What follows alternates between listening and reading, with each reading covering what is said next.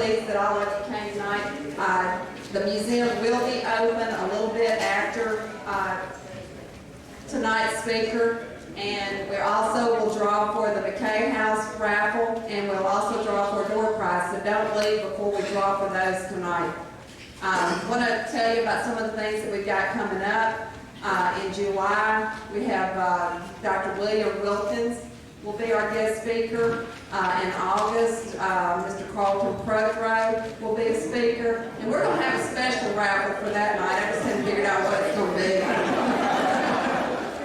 In September, the people from the Ford Museum over at Homer will be coming over and talking to us about when Clayton Parish and Wexford Parish were all together.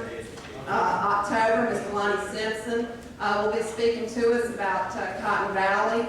And that will be our last one for the year, and then we'll start back up, and we've already got people scheduled for the 2010. We decided that November and December were really pretty hectic and probably not a good time to do them. So we're going to take a break here for a little bit. If you're not a member of the museum, please join. If you haven't been to the museum, I hope you do take the tour tonight. Thad can tell you how much money it costs to keep the museum going, how much we've spent, and I spend a lot of money. Between me and Larry together, boy, we can spend some money. But it's a very nice museum. We had some people come the other day from the state. They were shocked. They couldn't believe the quality of the museum that we have here. And this guy's been all over the state photographing different things, and he was just amazed at what we have here in Minden. I know a lot of you probably read today's paper, but I wanted to recognize the fact that we did just get a $2,800 grant from the Junior Service League from their 5K run, and that was very much appreciated. We appreciate them for doing that. We also, let me think, what else? Our new cookbook will be coming in. For those that don't have the first two cookbooks, we do have those available tonight, and those are a huge moneymaker for us. This one is going to be called Home Plate, and it's the history of sports and recreation in Webster Parish, and it's got several pictures of Mary Jo in there diving. And it's going to be a really, really good book, and I know that I'm looking forward to getting that in. So that should, in fact, Miss Madden, you're also in that same picture. So that's looking forward to getting that one in. But right now I'm going to turn it over to Thad because he'll cut me off if I talk any longer. So.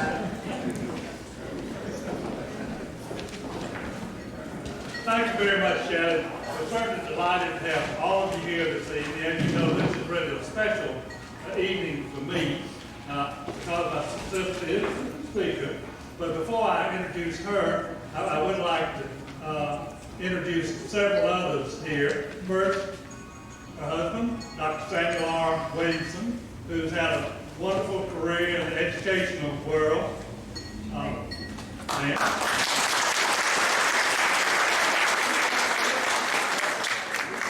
brother, Miller Andress, who graduated, by the way, Sam did graduate from Spring Hill High School,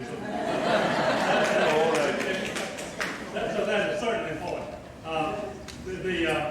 My brother, Miller Andress, who graduated from Minden High School in 1951, left here to go to the Naval Academy and had an extensive career in the Navy. He became the rank of commander and was in Vietnam for that. And then after retiring from the Navy, he had a very exciting career as a civil engineer. He did work on Epcot and the Everglades, on the Olympics, and finally finished in Israel there, working on the Tel Aviv airport. So, and then his wife, Virginia, is here, and she's a 1952 graduate of Minden High School, and the best thing that ever happened to Miller.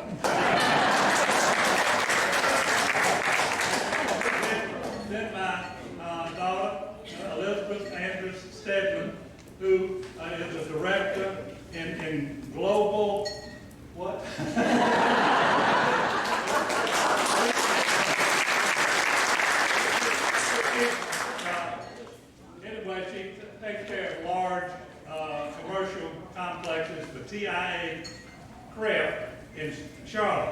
now hopefully you saw the very good article that the Minden Press Herald published last week, and had a very extensive introduction to Joan, but for those of you who didn't memorize all of that,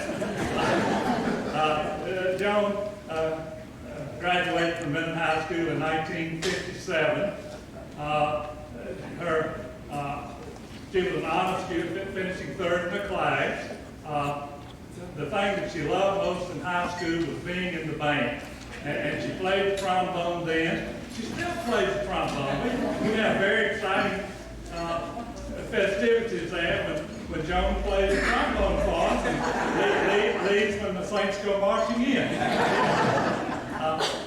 Since she married, she went on to Newcomb College and graduated with honors there, and then married Sam Williamson, and she had been very supportive of Sam throughout his extensive career in the educational world, and most recently she did lots of work with the foreign students at Sewannee, but a real talent is being his social director there, and she's a wonderful entertainer of all the students, the faculty, and the people that give the money.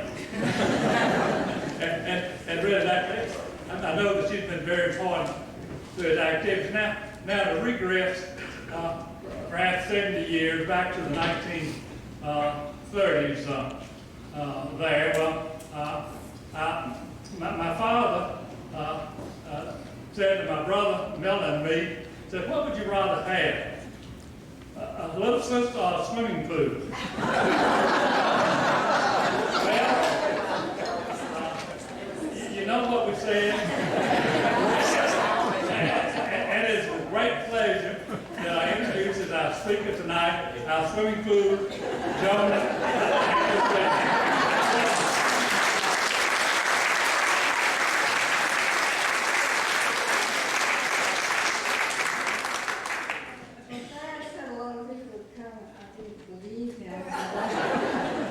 Here you are, and thanks for being here and letting me talk to you.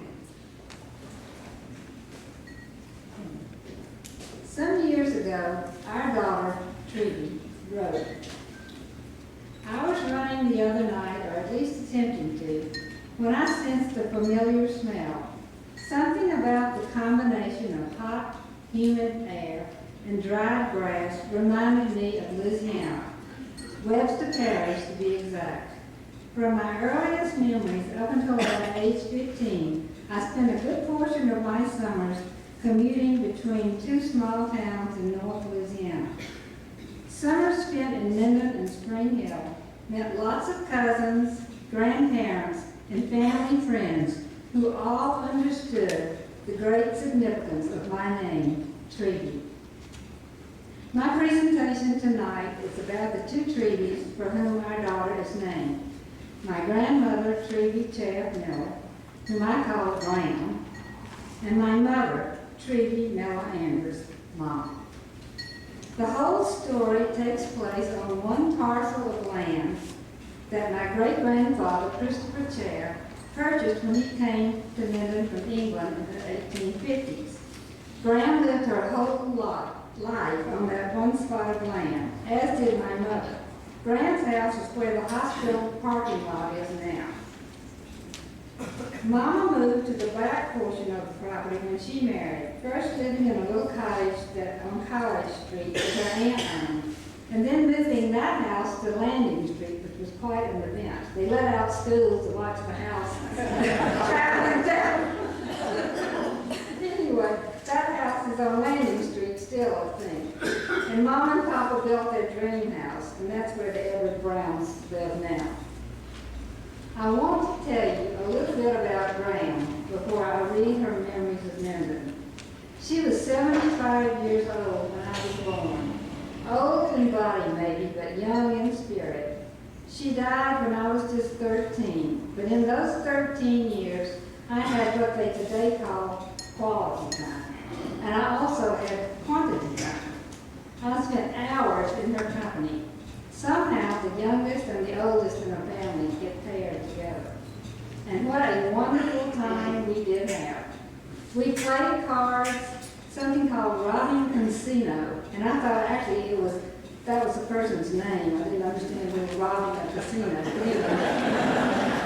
Managed a game of chase while she remained seated in a chair. She taught me how to waltz, and she taught me the Lord's Prayer. And with those two items, I was equipped for whatever the world would hand me. The best part of my time with her was when she told me about when she was young. She went to New Orleans to visit her uncles, changed boats twice before she got to the Mississippi River, and then she arrived in New Orleans on a Sunday morning and all the church bells were ringing. She went to Atlanta one time, and 5 young men proposed to her in an afternoon. She said that was just a southern way of being gentleman. And then there was a young school teacher who had come to Minden to run the bank. In contrast to the other men she had met, he totally ignored her, and so she married him. She constantly reminded me of the 5 Englishmen who came to Minden and started St. John's Episcopal Church. There was her father, Christopher Chair, and 4 uncles, John and Charlie Chair, Alfred Goodwill, and John Lloyd. Graham was the eternal optimist, saying such things as, "Don't give me the good old days. I love telephones and I love electricity." And when our older sister would say, "They did it better back in England," Graham would remind her that Father had not liked England, and that is why he left. The story being that Father, who was a blacksmith, was criticized by the lord of the manor for the way he put the shoe on the horse, and Father said, "To hell with you," and packed up his wife, Jane, and their baby son, and took off for America. The truth being that Father already had 2 brothers in Minden, and he probably planned to come anyway. But as Graham and Mama always said, don't let a story suffer for the truth. Graham was born in Minden in 1865, the last year of the Civil War. She had a very happy childhood, growing up, according to her own admission, as the youngest and pampered child in a large family, the way I was raised, according to my older brothers. According to Mama, the original house Graham lived in was a 1-story spread out sort of place. The main spot of interest was the big wide hall all the way through. This was a fine place for parties, and the Chaffe family must have been a great party giver. Grandfather would announce that he thought the girls looked bored, and so he'd get a fiddler, send word around, and then have a dance. Grandfather loved to call square dances. He thought he should entertain the family at home a lot because there was no mother. Graham said, "Such a happy home we had with the Father at the head. None like Father in the whole world. So kind and worked so hard and well for all of us." Graham's mother had died when she was just 2 1/2, so his father was everything to her. But let me read you a little bit about what my mother wrote about her grandfather, Christopher Chair. Grandfather must have been quite a man. He had 7 days of school in his entire life, but he read well and must have been fairly good at mathematics because he made a good living for a big family, and he saw to it that his children had all the advantages possible. He never owned slaves because he didn't believe in it. Mom said it could be he didn't have enough money, but my grandmother said that was his belief. But grandfather built his blacksmith business into a stage line, which ran from Nacogdoches, Texas to Vicksburg, Mississippi. He had his own carriage shop, built his own coaches, and even had his own tan yard right here in Minden. They even made the leather. This is still my mother writing. The original house burned. Annette, that's Aunt Net, told me at least 100 times how they were all at the concert hall, and Treeby, my grandmother, who was quite a singer, was singing Goodbye Forever when the alarm of fire was given. The alarm of fire at that time was the shouting of people. And if you don't think that is alarming, you should have heard some of them in the middle of the street hollering, "Fish!" They didn't say much except piano and portraits. Then they lived in Uncle Charlie's house till they could build another one. The new house was almost completed when the carriage house caught on fire and every building that grandfather owned was burned. Uncle Charlie and Uncle John, the now well-to-do brothers who had moved to New Orleans, were very generous to grandfather and were willing and anxious to do anything to help him. At this time, grandfather was 70 years old, but he started over again, built a house, maybe some of you remember, a livery stable, and made a living. They said it was the carpetbaggers who started the fire. I don't know. But I do know that a carpetbagger was running for mayor of Minden, and the people elected a write-in candidate, Chaffe's Bull. Oh yes, grandfather had a plantation too. I have no idea how big it was. They might have called it a plantation like they call any acre a ranch that is west of Boston. That's the end of Mama's comments. But back to my grandmother. She married my grandfather, Robert Hyman Miller. That's Hyman Miller up there. When she was 28, rather old for the day. There were 50 people invited for a wedding breakfast. Fresh cherries were served. That fact was always stressed, maybe because Mama loved cherries. They took the train to Chicago for their honeymoon. Mama said her parents were exact opposites. My grandmother was a fun-loving musical person, and my grandfather was a book-loving intellectual, but they were devoted. He had come to Minden from Arkansas, where he had been a school teacher, to help run the Bank of Minden, a new bank Mr. Tom Creighton, Captain Goodwill, and Mr. Felix Drake had started. They had 5 children, and they lived in the big old house some of you remember on the hospital parking lot. Graham's 2 older sisters lived with them, and they all waited on my grandfather hand and foot. There was company coming and going all the time, staying for months at a time. A sidelight about my grandfather, who was a pillar of the community. He was originally from Alabama and graduated from the University of Alabama. He loved Minden, and he served on various committees. He was on the town council and the school board. My grandmother said, "People will ask Hein anything. One man asked him whether or not to shoot a man. Another man asked him what to do about his mother-in-law. We don't know the answers he gave. But Mama said she thought that her father, Hein, was one of the originators of the student loans. He was giving loans as far back as 1910 for people to go to college."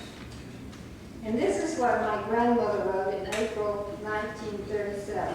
And the print is small and it's not very clear, so forgive my whatevers.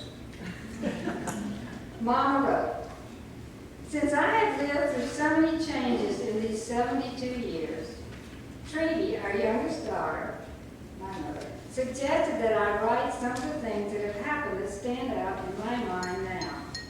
This is to tell you that I am not writing of myself primarily, but to tell you first of the little town of Minden where I have spent all of my life so happily, with so many blessings given by our Heavenly Father. We will try not to dwell on its sorrows, but be always thankful for God's goodness in sharing our sorrows and giving us strength to hold on and see His blessings and trust in His love. Minden was just a small town as I first remember. A string of stores on one side of the main street that for no reason was called Front Street because on the map it was named Broadway. It was a very wide street, and Father told me how he and others tried to keep them from building above the courthouse that was in the center of the business street, but they did, and then there was North and South Broadway. The perfectly beautiful trees in the center of this very wide street were always the chief ornament of come up the steep hill and find yourself made welcome by the shade in the summer and the stalwart beauty of the bare trees in the winter. You always felt you had a friend in the little town. Under the trees was just sand and soil, and in those days you didn't think of caring for trees, except maybe to trim on them here or there, except the ones that suggested falling on somebody's head. They were toppling for fear of storms, and I can remember as a small child how I felt so sorry for the trees. They looked so uncomfortable with what seemed to be a funny haircut. We enjoyed the beauty of them, but just accepted them as ours with no thought of their well-being. Then in after years, one of these friends chanced to be in the middle of the street where it had lived so long, and the city fathers felt it was necessary to cut it down. We all raised a cry and realized how much we had really loved them. Seems to me now, after all of these years, I can see them as they stood there, so satisfied and full of faith. And I can remember as I would the face of a very dear friend. I was such a little girl when I went to school, and we played around the trees in the old female college yard, and the uncovered bricks made our rooms and divided our playhouse from our play yard. It was too bad, as I remember my first days at school, how hard it was for little children.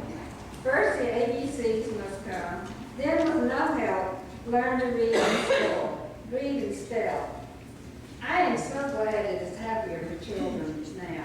You were so frightened of your teacher that you really couldn't think, and in consequence were often scolded. The school was the old female college. There were at one time 1862 or 1863, this whole program was there, 100 boarders, young women.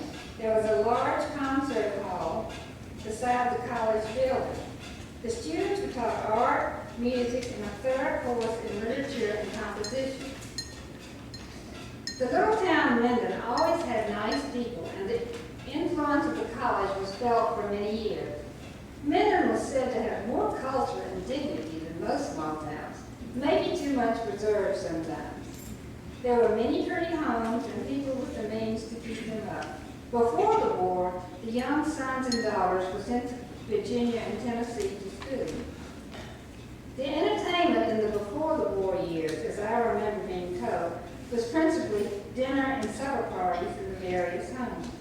An elder cousin of mine told me that he was at a dinner given by my father and mother when they had a turkey at one end of the table, a roast pig at the other, and a brace of ducks in the center. I remember I was at a wedding supper, and they had a pig, turkey, lamb, and chicken, plus all of the trimmings. I remember almost as a baby going down Main Street with my nurse, and everybody who knew my father and brothers and sisters gave me a nickel. I remember, too, that often friends would stop me on the street and have me sing. The first thing I can remember is sitting on Father's lap and his singing with me Little Drops of Water, and Graham sang that to me, little things saying, make the mighty ocean and the glorious land, and I don't know the rest. I remember when Aunt Lizzie died, Miss Alfred Goodall, and then I remember I was 2½ when my own mother died, and Father tried to help me remember by kissing her goodbye, but there is no picture of her left to me. The portrait of her is so beautiful, and I, as a little girl, used to feel she knew when I had done wrong because the eyes in the portrait followed me everywhere. Such a beautiful face. Just in recent years, Treeby has been called a likely portrait of many friends. One of the greatest changes, I think, is in the school system. I think how as a small child I went to school at 8 a.m. and didn't come home till 5 p.m. I had a slate and a slate pencil, and I wrote and figured on the slate. We had from 12 to 2 recess, and then we played hard. Bass, where 2, one on each side, chose their partners, and then there was a tree to either side for the respective base. You ran furiously after any member of the opposing team. If you caught one, you had to be on your side. Just went on until one side was so strong they had to win. The small children were all in one long room. children were allowed to ride with the older children. I don't know what that means. Anyway, she wrote it. I was in a class of 5 when I was 9 years old, and we were put up to the blackboard during examinations and commencement time. Commencement lasted days. There was an audience, and the audience could give us any example fractions out of the book or out of their minds. So you see, we really did learn something. People who had children in commencement came from far and near. The music teacher always had a concert too. The pupils had to pay $5 a month tuition, and Father had 3 of us in school at once, and that during Reconstruction days. So it must have been hard. Of course, my brothers went to the boys' school, the male academy. Father sent us all to dancing school one summer when Minden happened to have a dancing professor. That lasted all summer and was fun. Gran started skipping around here, so I'm going to kind of consolidate. She tells us about her sister Elizabeth's graduation from Minden Female College. There were 10 in the class, and she means her sister. The youngest was just 16 in April. Miss Mildred Boyle, who had a man's mind and positive character, that doesn't do much for women's rights, was president of the Minden College for Young Women. Miss Mildred was very much beloved, and especially by this, her largest class. She followed them all alike, and on several occasions helped them financially. This class was made up of good friends, and they all stayed good friends till the chapter which has come to a close for all except one member and my dearly beloved sister. Graham says that her own graduation was quite colorless. Everyone wore a light blue dress, and there was only one pretty girl in the class, and that was not her. Then she describes her young ladyhood. Quote, when I was about 15, I had my first bow. I remember he sent me some vases. I wish I had them now. They were opaque glass with sort of a fluted top. My first real heartache was when he died. And I remember thinking, then she was sent to New Orleans to get over this sadness in her life. So she was sent to New Orleans. I was sent back to Graham's writing. I was sent to New Orleans to my uncle's to study music. I came home in June, and I remember it took me 5 days on a very pleasant boat and landed at the lower landing on Dorcheat. The Cravens have a beautiful country home there now. I remember that on the boat I would be enjoying the scenery and look out, and we would be butting into the bank and threatening to climb a tree, but we'd simply be turning a curve in the bow. My brother Clarence met me with a hack so that he could take my trunk too. We soon reached home, and I was really happy. They were all so sweet to me. And I remember I wrote down that 33 came to see me that first day, and 27 the next. I knew them all. Minden was a sweet little place. If there was ever any gossip, I didn't hear it. Really like one family, but with favorites in the family. Remember, I told you Graham always looked on the happy side of things. She would have heard the gossip. I don't believe it wasn't there. And then she talks about her dolls. Always light-haired wax dolls and black-haired china dolls. The china dolls with bodies stuffed with sawdust. They were pretty dolls, but I recall the leaks in their bodies. And then I remember biting the wax one in the face. There was no chewing gum in those days, and then I was so grieved it had to spoil her pretty face. And then she talks about her clothes. I remember wearing the panties that showed and white stockings when I was a big girl. I wore stockings with wide stripes going around, some with blue stripes and some with red. My brother, who had red hair, came in and fell at my feet with his head near my blue and white stockings and said, "Hurrah for the U.S. flag."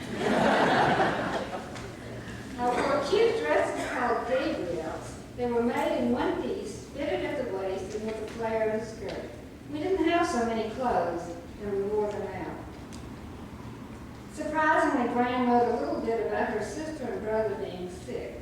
Surprisingly, because it was not in her nature to dwell on the sad side of life. Her sister Jeanette had what she called typhoid pneumonia that lasted for 12 weeks. And her brother across the hall had pneumonia that lasted 8 weeks.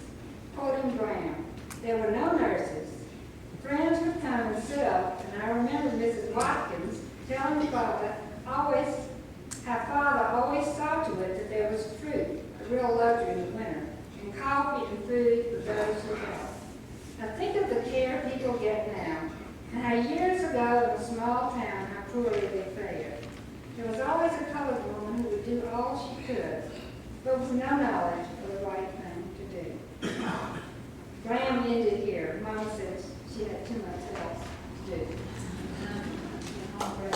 I'm not sure.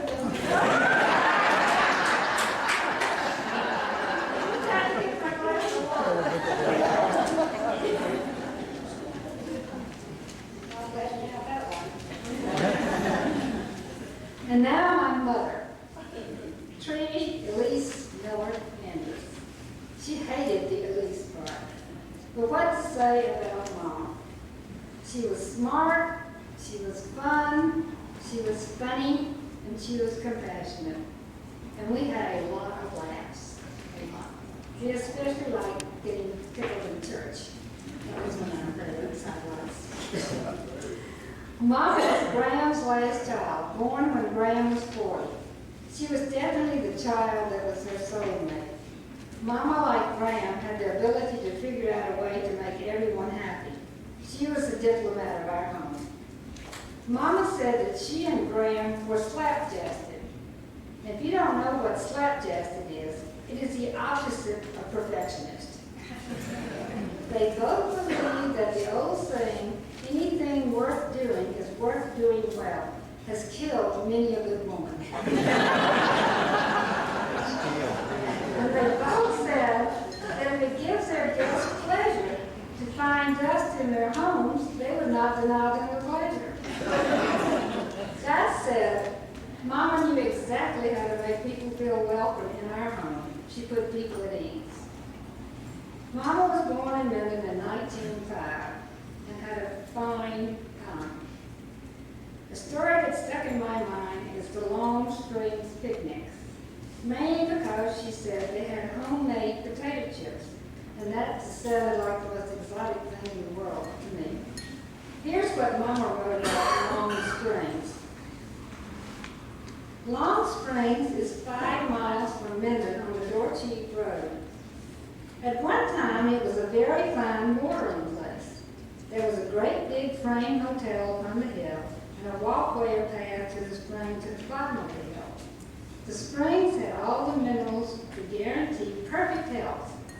But to make the water more palatable, the hotel keepers had an orchestra every night during the summer. And there was a ballroom and the people from Minden rode out in their surreys and joined the guests in the festivities. The hotel thrived because people would come from the lowlands to escape the yellow fever epidemics. After the necessity for this passed, the hotel went from bad to worse, and all I can remember is that when we'd go out there for a picnic, all the children would run all over the big old vacant falling down hotel and be sure it was haunted. Long Springs remained a very popular spot for picnics, and one of the highlights of my summers was the community picnic. Everyone would take lunches and walk to the depot and get on the train and ride 5 miles and get off and climb the hill. Then the children would try to escape their parents. And I can remember the barrels of lemonade and Auntie and Mama's discussion of various women's cakes and pies and going wading in the stream. It was fun. Mama was a good student. She was valedictorian of her class at Minden High School. But she told me it was her obligation to let some of the boys copy off of her papers because otherwise they wouldn't have graduated. She then went to Newcomb College in New Orleans. Her best friend from Minden, Dorcheat, went also. Mama came back to Minden after graduation and she taught at Minden High School for 5 years, English and math. She said that her father had to teach her some of the math the night before each class so she would know what she was talking about. As the years passed, we would meet on the street people who knew Mama, and she would always say to me, I don't know whether I went to school with him or taught him. My Uncle Thad showed up first in her life. He was running the Ford business in Cotton Valley. And then his younger brother, Harry, who had just graduated from Auburn, joined him. At some point, Uncle Thad and Papa opened the Ford business in Minden, and the romance continued with Papa. I was always extremely glad that Mama had chosen Papa over Uncle Thad. Mama said that Papa proposed by saying there was an Auburn football game in November or something. The only way he knew how to get off work was to say he was going to be on his honeymoon. And that was the start of Mama going to lots of football games. Cora Lou did a wonderful painting for me of Mama and Papa's wedding. Mama gave the instructions and described everything, so she would know exactly what to paint. And you remember, this is the height of the Depression, so the bridesmaids who were aged 26 to 42, I think. Anyway, they wore whatever dress they had. And my grandfather wore, I want to call it saddle tails that Mr. Tom Creighton owned. And it turns out that Mr. Creighton lent the tails, his formal outfit, to every father of the bride and me. And they all wore, regardless of what size they were. So I had grandfather probably got the tails, the right kind of car and the whole thing.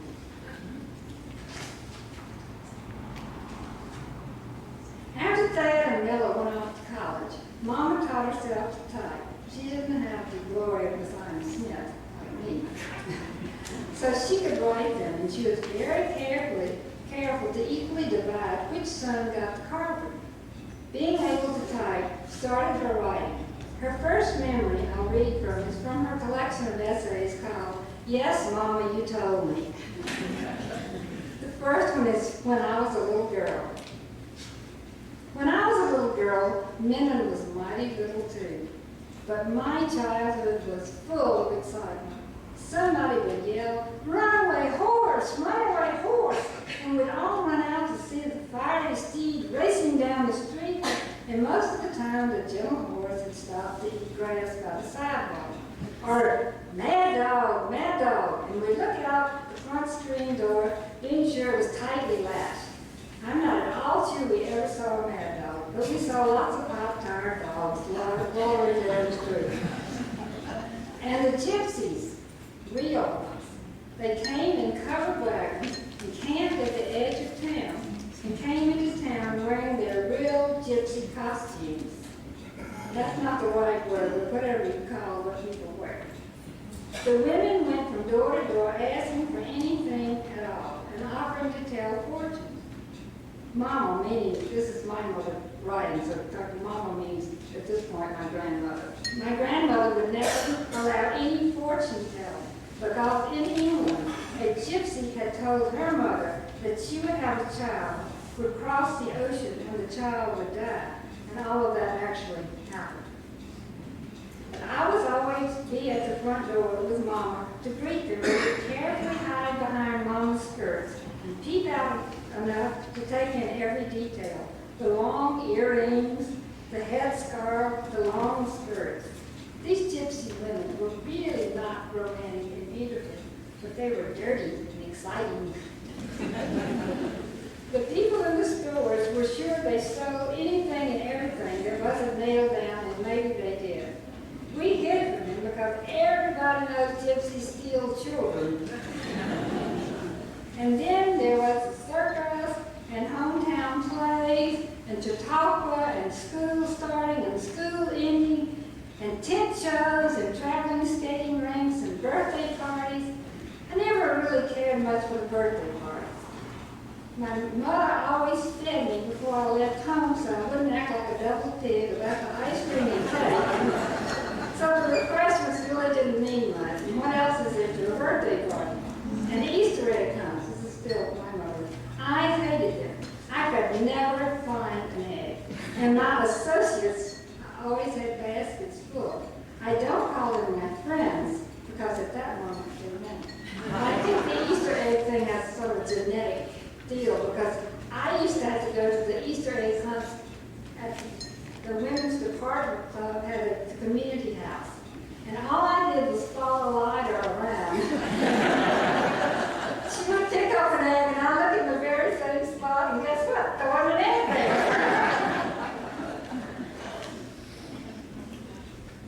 There were all these comings and goings. Somebody was always coming to our house. Mr. Levy from New Orleans who sold clothes for God Show. And I always had supper. Cousin Joe and Aunt Liza who always spent the month of August with us. The Episcopal ministers who came once a month. The bishop who came once a year. The Presbyterian, Methodist, and Baptist ministers who came to Minden for meetings. And Cousin Cora and Cousin Alice and Katie Miller and Uncle Will and Aunt Julia and on and on and on.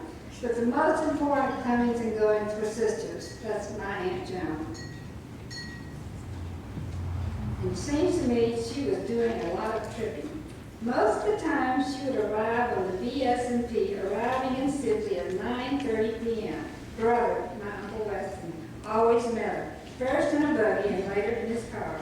The whole family would line up on the front porch to wait, rocking and looking, and finally Aunt Ned would call out, "Here they come!" Aunt Ned was always the first to see them, and would all rush out to see her. It was lovely.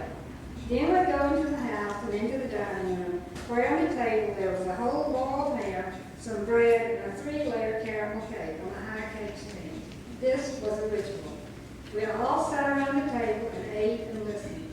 Sister started from the beginning and told us word for word and minute by minute about her trip, whether it was a trip to Europe or a trip to see a friend in Vicksburg. Sister was a great talker and could make a good story out of anything. We relived every detail and got to know Rome and Seattle and Franklin and lots more. She loved to tell and we loved to hear. Next section is on the 20s. Mom, probably. I was one of the roarers of the Roaring 20s. We had a great and noisy time, and I thoroughly enjoyed the whole deal. In spite of bathtub gin and Jamaica ginger and Opelousas red and Alabama skinny. I think maybe I had always been so pure with regard to alcohol because all that stuff tasted so awful. In Minden, we didn't get the stuff that the Great Gatsby imported. It was a white lightning ride. Everybody went with everybody, and unless you were engaged seriously, ring and all, the more variety the better. Because Dorothy had a date with Jim one night, was no reason for me not to have a date with him the next. And there were lots of get-togethers. Let's all go to memoirs for watermelon. Let's all go to the Bayou swimming. Let's all go to Helmer's to dance, and on and on. But the real dances were the events. Some bands, that means names we knew, would play in Homer or Haynesville or Minden, and we'd go to all of them. And the Homer and Haynesville people would come to Minden. In Minden, the dances were held on top of brown googles. Right up there, folks. Or on top of the fabric shop, or sometimes at the Whitmarsh home, and later at the country club. I don't know about other places, but in Minden and in Lake Providence, a group of young men would sponsor a dance, and they would make a list of girls and put the list at the drugstore. Morelands in Minden and Gennard's in Lake Providence. The boys would go by and check the name of the girl he wanted to take to the dance. By the grapevine, usually from a soldier, we found out when our names had been checked, but we never knew who it was until the boy called. And whether we liked him or not, we had to go to the dance with him. That was the system. None of this waiting for the right one or all that stuff. It really didn't matter too much who your date was anyway. All you had to do was dance the first and last dance with him.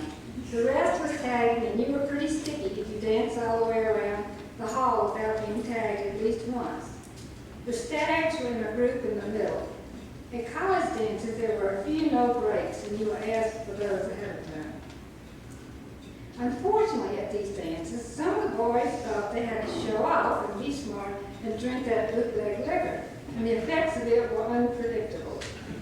Not many got drunk, but some did, and a few years ago I was amused at Sally and Thad's being so concerned about me dancing with Bill Burke, who was plumb drunk. Little did they realize how accomplished I was at holding up and handling the intoxicated. And while we're talking about dances, the 20s did have some good dances. The Charleston, the Flea Hop, and less energetic ones like Camel Walk and Poussin, and also slow walks, and there was freedom of choice for the boys. The girls were supposed to follow any and all. Jimmy Mike's twirling, Jim Davis's galloping two-step, Burgess's snatchback, Charlie Dutton's 7-foot stride, Aubrey's flea hop, Harry's Beatrice stomp, and Griffin Connell dancing gracefully and looking like a Greek god with no regard for the music. It was fun. But I mentioned that Mama grew up in a home with her mother and father and sister and 3 brothers and also 2 aunts, Jeanette and Elizabeth. Mama wrote, "It never occurred to Papa and Mama that it was strange to have Auntie and Annette with them, and to us children it meant we had more adults to cater to us. One thing that helped was that Papa was the man of the house. It was only right paper should be unfolded by Papa only, and that the porch chair by the post was Papa. He had 3 women to cater to him." Elizabeth, Graham's oldest sister, who had run the Chaffe household when she was just a teenager after her mother died, was just plain smart, according to Mama. Mama was devoted to Elizabeth, whom we all call Auntie. But her favorite of anyone, according to Mama, was Jeanette, whom Mama called Aunt Nett or Annette. Annette had what Mama called brain fever. Graham had called it typhoid pneumonia when she was a child, and so I guess we would call her retarded. But Mama said what she lacked in education, she made up for in character. What was right, and what was wrong, and she didn't do anything that was wrong. All this little family stuff right here is an introduction to the next piece I want to read at Mama's. Annette and the family story remind me so much of Truman Capote's Christmas memories. Truman, the little boy, and his retarded aunt, who was his best friend, making fruit cuts. Mama agrees with me about this. So now let's hear about pecan trees. They're about to clear out our old home lot for the hospital, and we'll clear the pecan trees with all the rest. Each of those pecan trees has a personality of its own. The big pecan tree just outside the dining room window was Annette's tree. Somebody in the family, Papa I think, got the pecan tree idea. And Papa planted Papa's tree, and Aunt Nett got a little tree from Miss Mildred Webb, and that was Aunt Nett's tree. And then there was Weston's tree and Kip's tree. Brother got a tree named for him because he watered it on the way to the barn to milk the cow. And I believe Kip's was named for him just as a place. Aunt Nett's tree had more pecans than anybody, and they were bigger than the pecans from Papa's tree. And she let everybody know she had a crop to take pride in. Every year, she and I picked up the nuts. It was fun, very easy Easter egg hunt sort of thing. And we bragged to each other how many we had in our sack, and we got lost. After the pecans were gathered, Aunt Nett cracked and picked out and cracked and picked out and separated halves from the broken pieces and stored jar after jar and a couple of big crops in her armoire. Then her great pleasure came. She gave them all away. Brother would say, "I believe I'll make some candy." And Aunt Nett would say, "I have the pecans for you." And Auntie would say, "Jeanette, can I have some halves for the top of the cake?" And Bobby and I would say, "Can you spare us some pecans to eat in the molasses?" We already knew the answer. We always asked, and she always gave. She was special.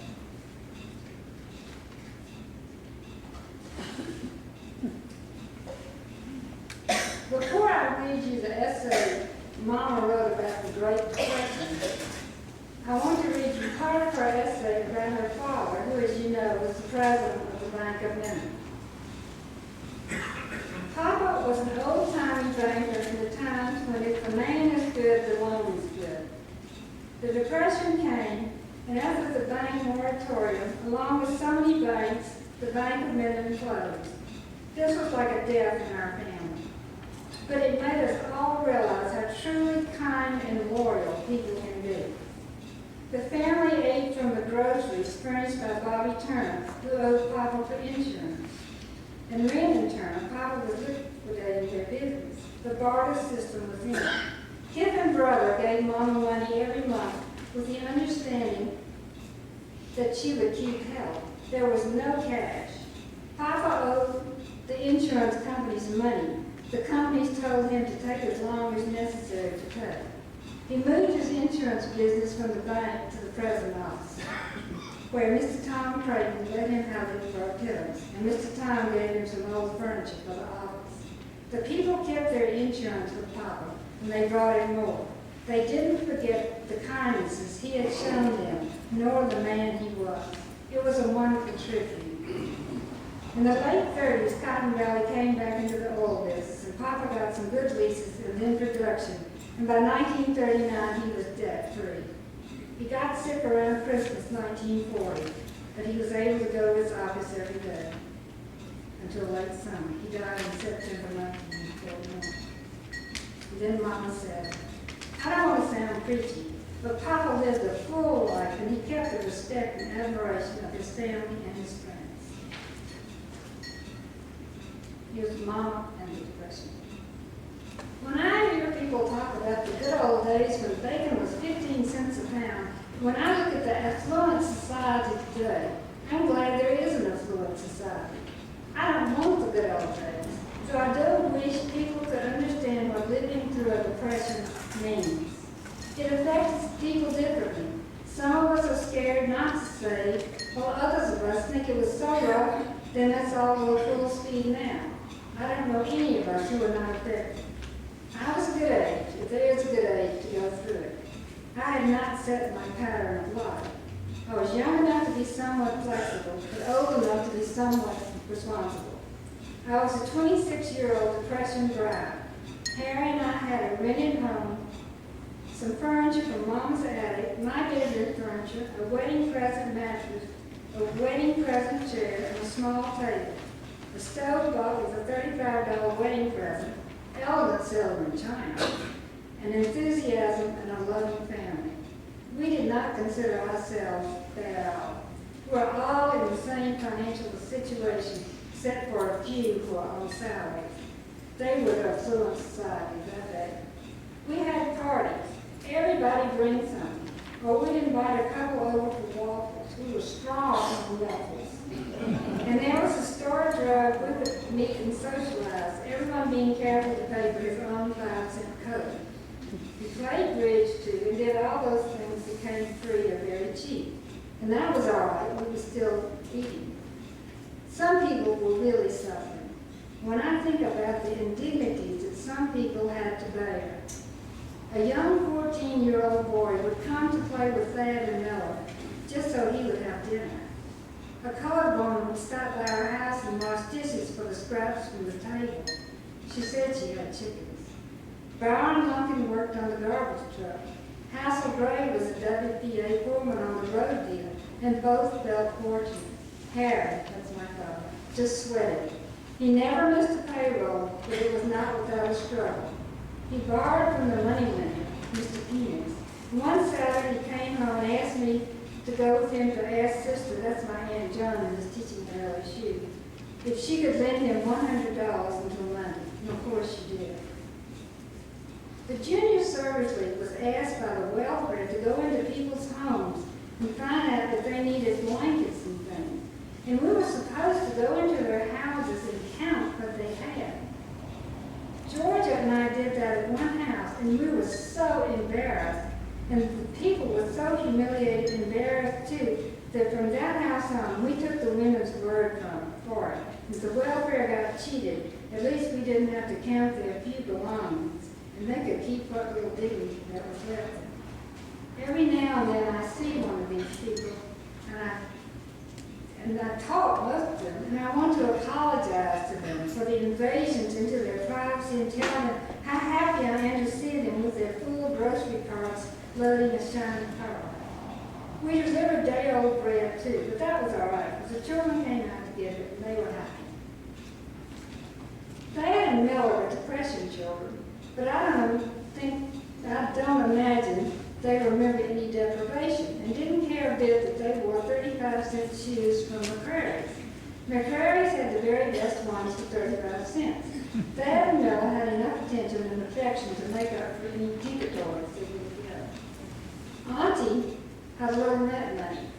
Not long ago in the doctor's office, I saw W.C. Calhoun, the little 14-year-old boy that I mentioned earlier. He was now a house painter. And he started telling somebody about what he'd done and how sorry he was that he hadn't finished high school, because Miss Chaffe, Auntie, would have sent him anywhere he wanted to go to college.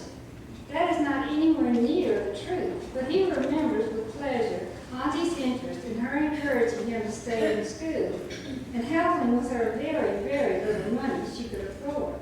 I know she would have liked to have sent him to college instead of furnishing enough money to buy ice for his sick father.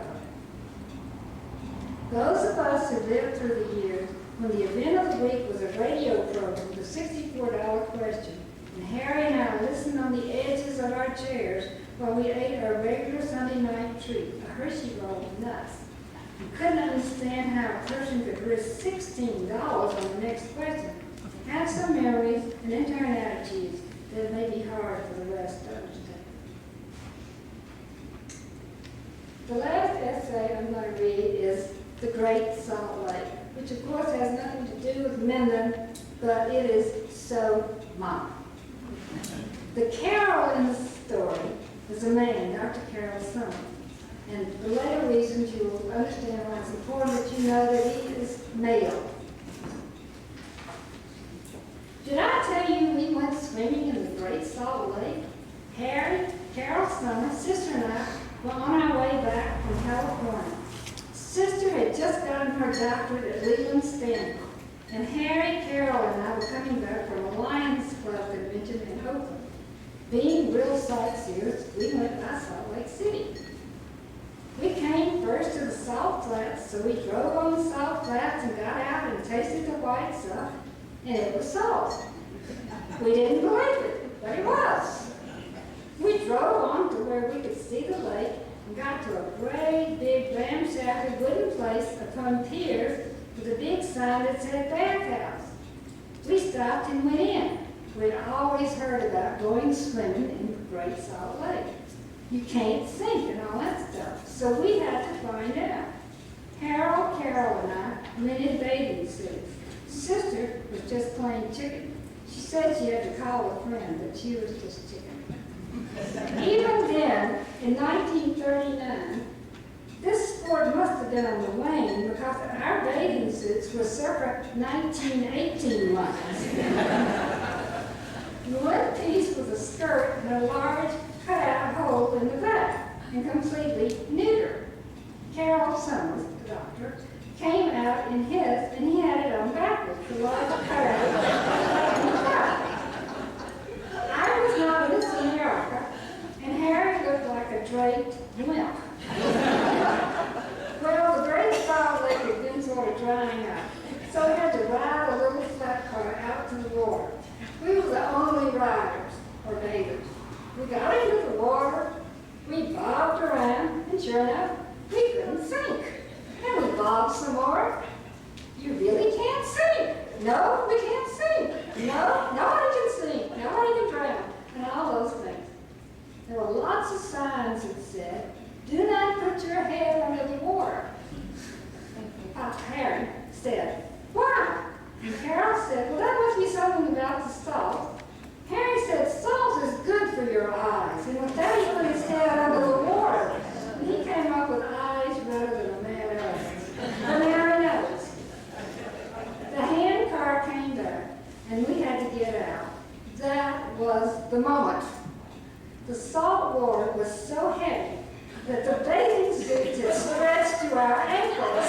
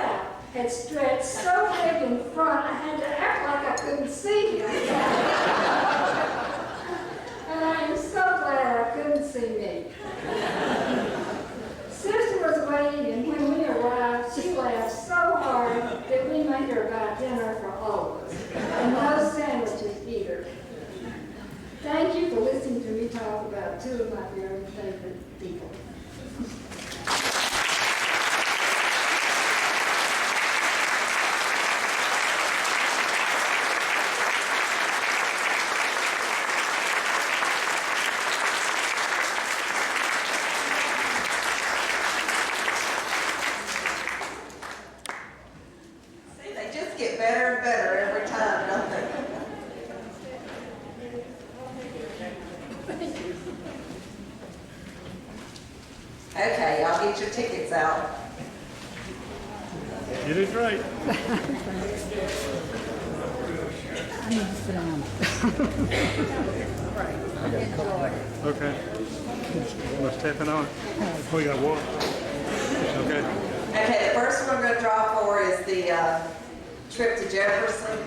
And you do have 6 months to use that, and I have to give you a form that I have back there. And I think Larry's on his way. Larry, you're on your way? Okay.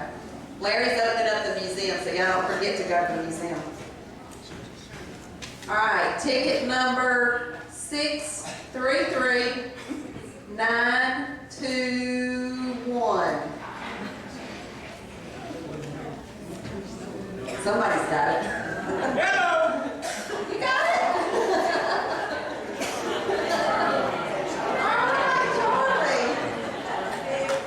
I had to twist his arm a little bit, get that $5 out of there.